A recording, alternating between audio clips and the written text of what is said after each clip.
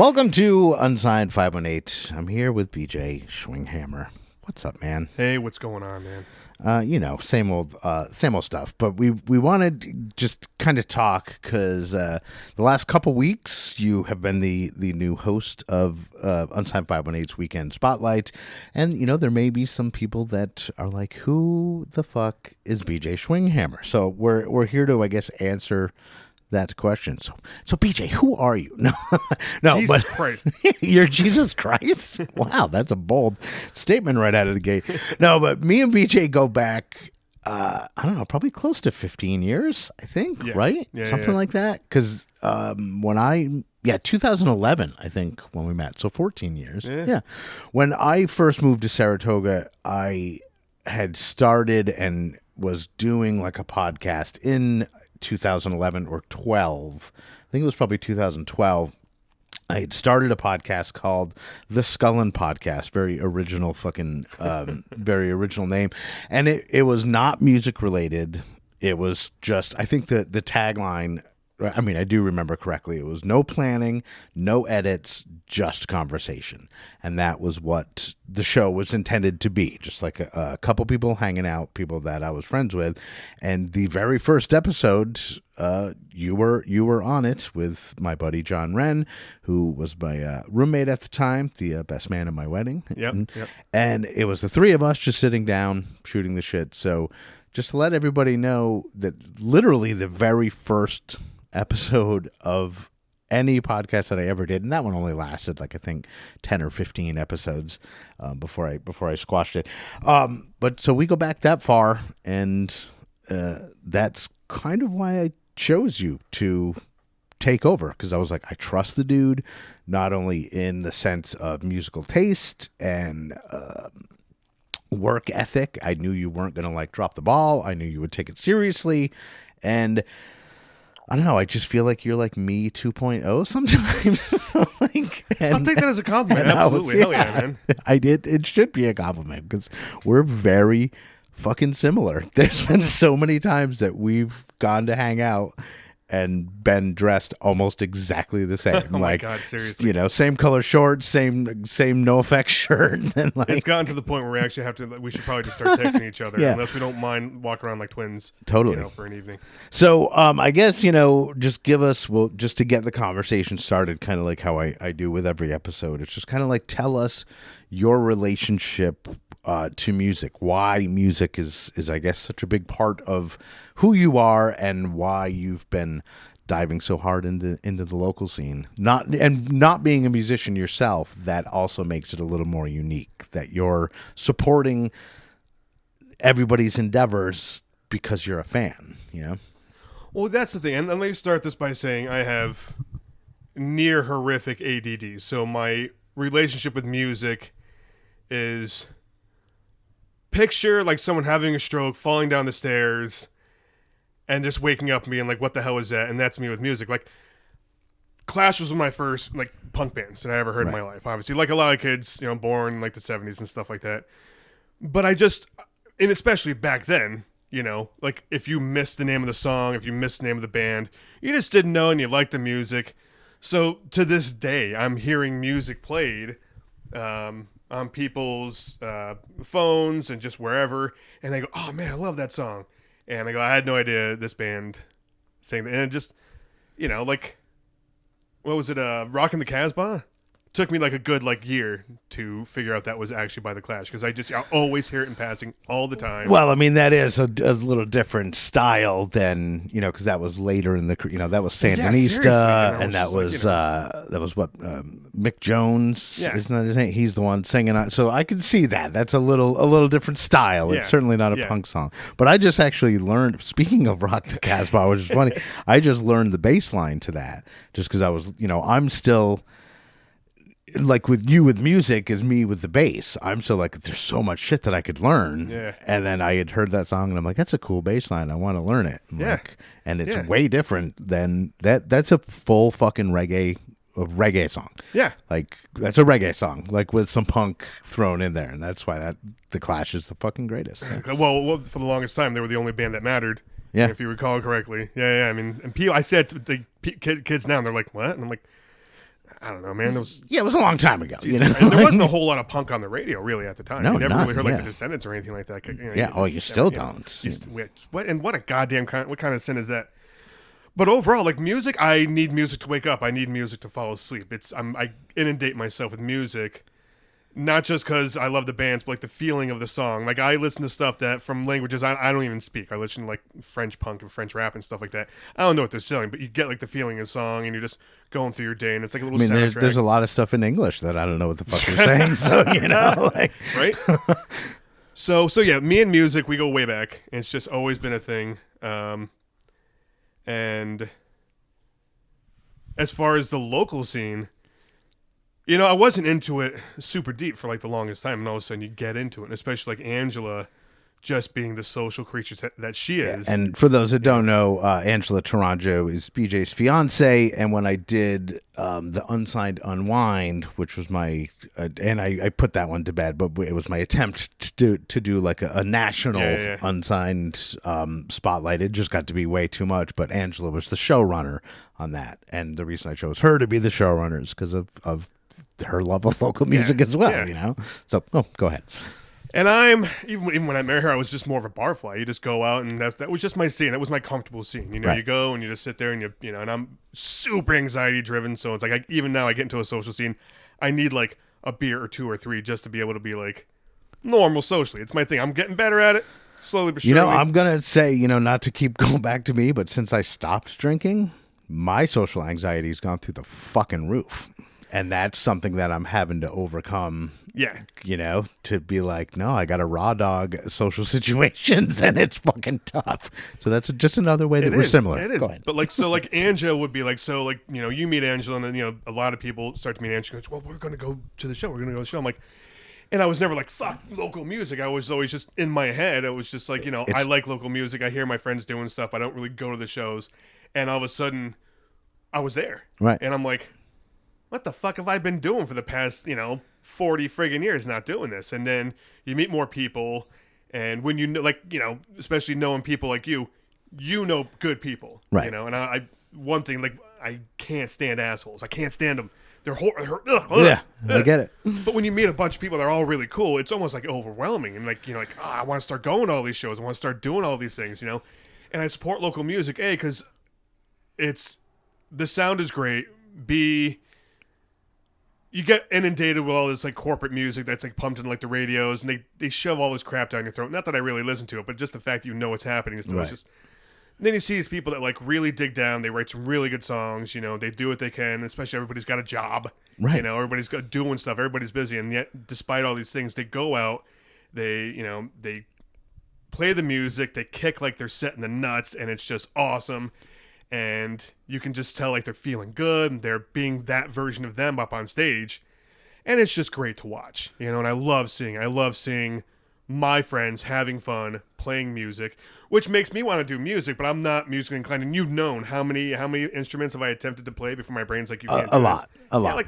But you can sing punk rock songs. We have my band, Shortwave Radio Band, has invited BJ up to sing "Waiting Room" several times by Fugazi, and you fucking crushed it. So Oh wait, and you also sang "Feed My Frankenstein" by Alice Cooper at one of our Halloween shows, which was fucking sick. That was fun. Jesus. So you're musically inclined. So maybe one day you'll be a front get man. into a band. Who knows? Maybe I'll just be on the sidelines enjoying it. I have no problem with that either. I hate to tell you this, but you are no longer on the sidelines, my friend. Oh, right, yeah. Jesus Christ. I'm like, now I'm just in the thing of it being like, hey, what's going on, guys? You are not on the sidelines. And it's fun just by doing this, even for, the 2 episodes that I've done already, and you've got another one coming up, just by going through the roster and seeing who's out there and what's out there, it further entrenches me in... Is entrenched a negative? Because I meant it as a positive. No, it's a good. It's a good. Entrenched then. You're entrenched in positivity. Yeah. And it's great. And you're only 2 episodes in. And only one, like the first episode was me and you. And obviously I talk a fucking lot. The second episode you did yourself with my guidance. Indeed, I was there, just not talking. And then this third episode you did completely on your own. And then you'll send to me and I produce it and put it up. But I mean, when I say you're just getting started and like you're already feeling that deeper connection Yeah. to bands that maybe a month ago you had never even heard of. Think of where you're going to be 6 months from now or a year from now when that shit that you're feeling is getting replicated every single week. You know what I mean? And that's how I feel. I can't even every week put myself there. Like, my love for the scene grows every single week. Yeah. You know, it's you're in for a ride, dude. It's gonna be Yeah, and I can imagine. I'm and already like some people are like sitting there like, one of these days you can like interview me. I'm like, all right, slow down. But yeah, yes, absolutely. Give me a chance to get my legs. And I think on this third episode, because Andy hasn't even heard it yet, I think I have a little more chutzpah. That's good. Know? And I was telling you that too. It's like, don't like, one thing that, like, when I do, like, the reason that I'm doing this is, after doing corporate radio for so long, I did it for a really long time, and I love it. And that does not include EQX, because EQX is not corporate radio, but I worked for, like, fucking Clear Channel and stuff, right. And boy, you cannot be yourself. You know what I mean? Yeah. They're very much, like, corrective of everything that you say, and like I have a little bit of a Vermont accent, like I say room instead of room, and like I would get shit for it. They'd be like, you sound like a fucking hillbilly, say room. And it's like, I don't ever want to have that restriction or to impose that restriction on another human. So like, be you. Be your wild self, because that's why people fucking like you. You know what I mean? That's why I like you, because of who you are. You know what I mean? I don't want I don't want a restrained BJ. And I don't understand the idea like behind like, and I get it as far as just like getting one tone for all people kind of thing as far as corporate stuff. But for me, it's doing music itself a disservice, because let's see, you've got this person that like listens to stuff on the radio, and they don't have that connection to live music. They don't go out to shows. So it's an idea rather than the people that are involved in it and the people that is the scene. And when you talk like we're talking and have genuine conversation, you can disseminate from that weird idea of a band and playing and liking their song to actually getting in their faces, and they get in your face, and you share the music with one another, and you share the music with the fans. That's so much more important than proper speaking. Right. Or, even just the way things are marketed. Like, I just want, almost like what my idea of the podcast was 15 years ago, like that one that I was doing. I wanted to just be unfiltered. I wanted to just be a conversation, because when I hear the word interview, I always think of it, and I'm probably wrong, on a certain extent, and certainly in this day and age, but like I always feel like an interview is one person who has an agenda, who wants to extract information from someone else. Yeah. So they're controlling the narrative. They're telling you what to say. They just want the information that they want, and they don't care about the superfluous shit. They don't care about, like, the fucking, I don't know, the details of your life. You know what I mean? They just want this bit of information as it pertains to what they want, and I want only the superfluous stuff, and I think that gives a deeper understanding of the music, like, as a result. Like if I'm not specifically being like, hey, how do you write a song? Like, I'll probably get the answer how someone writes a song, if I'm like, if you only ask a certain set of questions, you're only going to know a certain amount about a person or band. Right. And really, what the hell is that? Like, I choose to know this about you. Right. And that's what I mean. That's what I mean. Even, and like, I always tell people before we start recording, I say, this is your episode. If you want to talk about your favorite movie, if you want to talk about whatever, like, we'll talk about whatever. Like, I start it with, tell me your relationship to music, and that just begins the conversation. But where it goes from there, it will usually go to more genuine places. Like if that question's just a broad, hey, what do you like about music? I don't feel boxed in too when there's a certain amount of questions. It's and we're already 15 minutes into the conversation. Oh, really? And it started with one question. BJ, what's your relationship to music? Or like, what does music mean to you, kind of thing. And it's gone already in different places, and that's That's fucking fantastic. We're boring the shit out of Calvin, though. Calvin's dead asleep on the floor. No, he's highly relaxed with his eyes closed, I'm pretty sure. Oh, he just opened one eye. Yeah. But yeah, I think like in this scene too, like not only do you find like great music, but I know like you and Ange personally have made friends, like, actual relationships and friends in the scene that started as you seeing their band or, whatever. So that's another thing that I think, that I know that a local scene will give you that no other scene will, or like a national scene won't, is that connection. Yeah. You can, all these bands, like, and especially at these venues, it's not like they're separated and rolling up in a tour bus and then just like going in the back door, performing, then sneaking back out. Like, they're hanging out all night, they're watching the other band. So they're all very accessible, they're running their own merch tables and I like seeing that too. I like it when they hang out and see the other bands, because the other point of all this is just we support each other, man. Yeah. Yeah.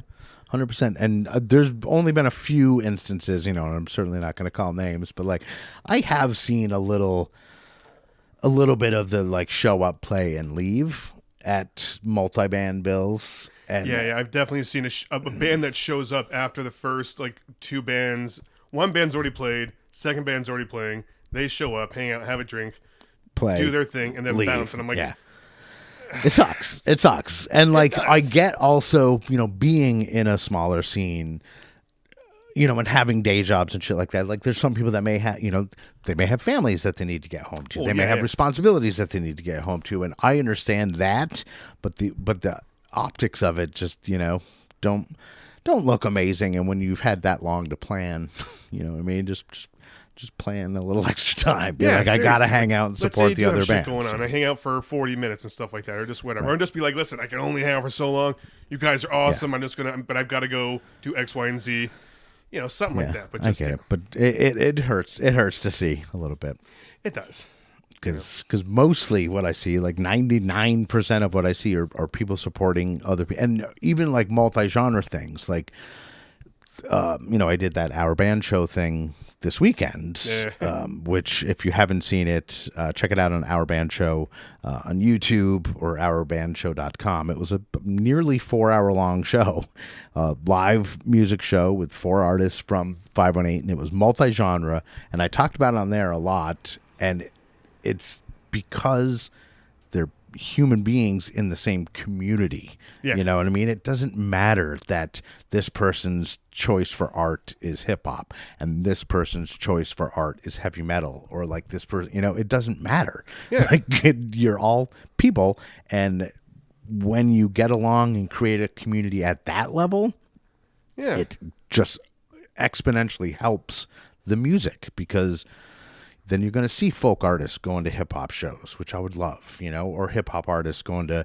punk shows, or, I want to see, and I do see it. I see it a lot, but I would love to see more of that. Like, that's why, people like supporting people. When you do like Andy Palooza every year, it's great because it's not just a type of music; it's this melange of music. Because that's that's the hill I'll die on. Like multi-genre shows are my. Well, that's the point. Like, local bands helping each other out, but also like, we're all just a bunch of bipeds on a spitball swirling around an ember, endlessly hurtling through space. Like, hang out.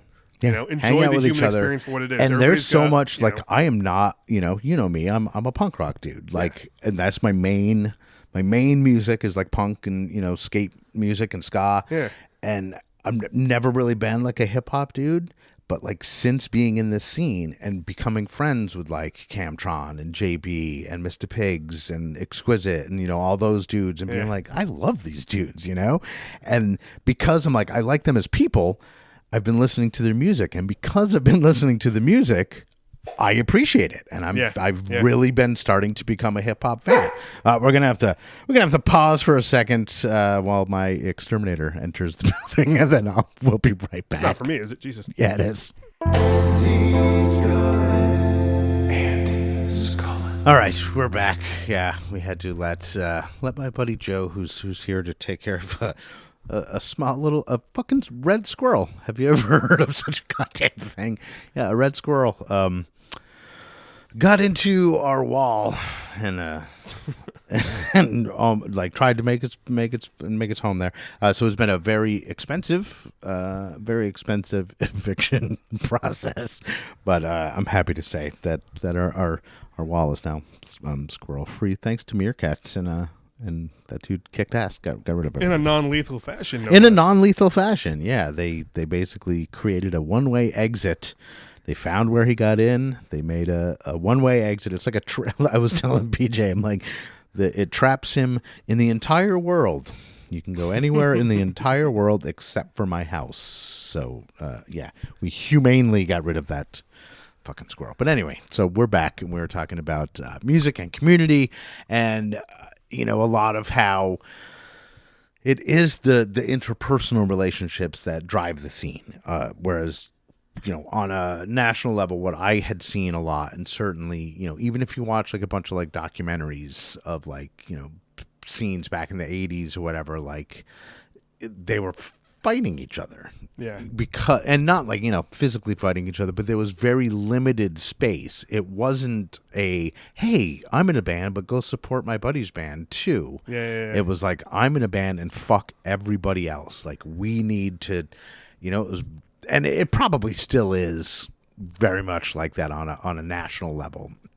I'm sure, like, but you did start to see that some, like, in the 90s with like scenes that kind of came up together. Yeah. Like the Seattle scene is kind of what, first comes to mind. It was the Seattle scene, Alice in Chains and Mother Love Bone and Soundgarden, and then eventually, Pearl Jam and Nirvana, and they all fucking knew each other. You know what I mean? And they were, I think, the first national scene whose mantra was, no, a rising tide raises all ships type of thing. Because they would be talking about, like when, even like the Temple of the Dog song, the Hunger Strike, like Eddie Vedder was in Pearl Jam, and that was the first song that he ever put on tape.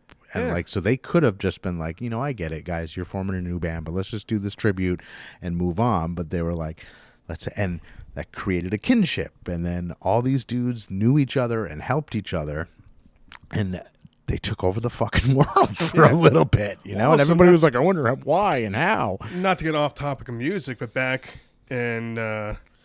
before California Wines had really, like, really hit and become huge. Right. And for those that don't know, BJ's a wine dude. He's a what do you call these? A sommelier? Sommelier is a job. I've done some work here and there, but it's usually I'm just a wine geek. You're an expert. You're a wine expert. Yeah. All right. Yeah. Thanks. You Still are working on it. You are. But back before California Wines were prevalent and huge, like it was a bunch of farmers doing their best to get their wines out there, and it's just like, when the tasting in Paris came up, it was like, if one of us win, we all win. That kind of thing, And I like to think that is in local scenes too, Yeah. If one of us starts getting noticed, well, we all win because we all start to just get our music and our feelings and our life experiences through our music out there. Yeah. And I think also, in this scene, especially like people that have successes, like actually make sure that it's spread around. You know what I mean? Like it's not just it is that, success for me, success for you type of thing. Yeah. And even if it's just, a mention at an award show, if you win, and that's something that you don't see a lot on national levels, is bands winning something and then shouting out 8 bands that they like. You know what I mean? And that's the beauty. Like you, and now me, catalysts, to make sure people get seen and get that recognition, and everybody just, hey, look at these people that we know, and listen to this music that we enjoy, kind of thing, and it's nice. Yeah, and the way I think that fuels what we're doing is that, like, it will, I have personally felt success from this show, like in the last 3 years. Yeah. Like, I've felt rewarded and I feel successful in what I'm trying to do, and I think you'll feel the same. And the more success that I feel, it's because everybody else has success. Yeah. You know what I mean? Like, so I'm getting like almost like the residual success feeling, but that's why I'm doing it. Like, I want to see my friends succeed, and especially in the music thing, because I'm not trying succeed in music necessarily. Like, I'm not, we're in the band, like Shortwave Radio is a band because it's super fucking fun. And we want to stay local, and we want to, like, we want to look out in the crowd and know the people, what I mean? Like, we don't want to go on tour. We're all, too old for that shit. But, like, there's a lot of bands that do want to tour, and I want to help them get there, I want to help them get there. If a band is local but wants to go national, I want to at least be that first step, Yeah. And as far as, like, bands having fun, Shortwave is still the band that I notice having the most fun, just about more than anybody else, because you guys laugh, and if you guys, miss a beat or something like that, you just laugh and whatever, or like, somebody is constantly getting hit with if it's a small stage, it's like you kept whacking me in the arm. It's like I have no room, and I move around, and I'm sorry, and everybody laughs, and it's great. And like I've when we were playing at Punk Prom down in Kingston, Ryan was wearing suspenders because it was like the prom we were supposed to, and one of his suspender things came undone, and I took it and tried to clip it to John's drum set, and I couldn't find like anywhere. And Ryan's playing, and he kept like looking over his shoulder, knowing that something, he's like something's happening, but he can't see what it is. And I'm like fucking tugging on his suspenders and like really fucking with him. And I think in a lot of bands that would be like a fireable offense, you know what I mean? But in our band, everybody's like, yeah, that's fucking funny, because it's supposed to be fun, We're not Coldplay. Yeah, we spend 40 plus hours a week doing stuff that is a lot of times not fun. Work is work and stuff like that. If you can actually enjoy what you're doing in your band and have a lot of fun with it, which I think is half the point anyways. Yeah, that's the whole point. Hell, yeah, exactly. Go for it. And like, if we're not having fun, nobody's having fun. Yeah. Is kind of the thing, because how many times have you seen a band where you're like, wow, they're really technically good, but they almost look like they'd rather be anywhere else. Yeah. I've seen that, and I've seen that on way bigger bands than local, like, and it's like, you motherfuckers are getting paid. You're like living your childhood dreams, and you look like you'd rather be anywhere else. Like, and I don't know. I think that's actually when you start getting big, then what you love starts to become. Yeah, it's true. Work. It's true. It's like, careful what you wish for, because it very well could, come true and not be what you thought it was. Because the music business is hard. Like, it's hard because it's so competitive. It's hard because there's a lot of people above you that look at you as a commodity, and that's all you are. Yeah. So like all of a sudden, you let's say someone becomes that popular band, all of a sudden you're at SPAC, thousands of people are kicking around, and you're just sitting there, and you grab the mic, you're like, man, I just want to go home, take a shit, watch some TV, and just have a Twinkie and go to sleep. I guess I'll do this then. And that sounds horrible. That does sound horrible. Yeah, I don't know if like, I don't know. There's just maybe it is just when it becomes your job. Yeah. When it's no longer a hobby, when it's no longer something fun, when it's no longer something that you control, And I think that's maybe the even bigger thing, is that in this scene, everybody is in control of their own shit, Like, and if you sign to a big like, you're no longer in control. You don't own your own shit. You may not even own your own name anymore. Yeah, this is Todd. He's your handler. My what? You want to make some room for Calvin on the couch here? Yeah. Go ahead, bud. Go ahead. He was really looking for some couch love.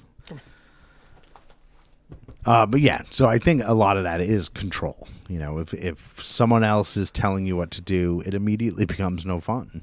Like, even if that person's telling you to do something really cool, it may not be the right time, or you may not be feeling it in that moment, or you may be whatever. But it's like, you gotta dance for the man. Yep, you're the monkey, dance monkey, and you're like, fine. Yeah, and here it's like, I'm dancing because it's fucking fun. Yeah, hell yeah. And if I don't want to dance, I can be like, sorry. When you jut out into the crowd with your wireless bass and just start like fucking around with people, I'm like, this is the best thing ever. It's fun. It's super fun. Yeah. And that's kind of why we do it. But yeah, I guess we've kind of gotten an idea of who BJ Schwinghammer is, and I do want everybody to tune in every week and help give BJ some love. Comment on the Instagram stuff and let him know he's doing a good job. That really helps. And on Spotify, you can apparently comment now too. So really, so only do that if you're going to say nice shit, because I know I can't. I know BJ can't handle. No. I mean, I can handle it. Just remember, I'm going to see you at a show. Right. So I mean, just watch your ass. That is a good point. That's the difference. BJ's much bigger than me, so he can throw some weight around where I'll be like, yeah, I'm just going to send BJ over to see you. All right. So before we go, BJ, is there anything that you want to add, or do you want to get to say your gratitudes like a normal guest? I'm treating you not like a normal guest because you're a fucking co-host now, man. I don't know. Like, I don't do interviews, so I'm not sure how to close this out. I am grateful and excited for getting to do this. So thank you for the opportunity. Yeah, going forward is something I just I can't wait to do next week and the week after, and it's just great. And I can't wait to just see who's playing where next. And it's like I didn't even know this was a venue, and stuff like that. So thanks, and I appreciate it. And to everybody that's given me support so far, thank you so much.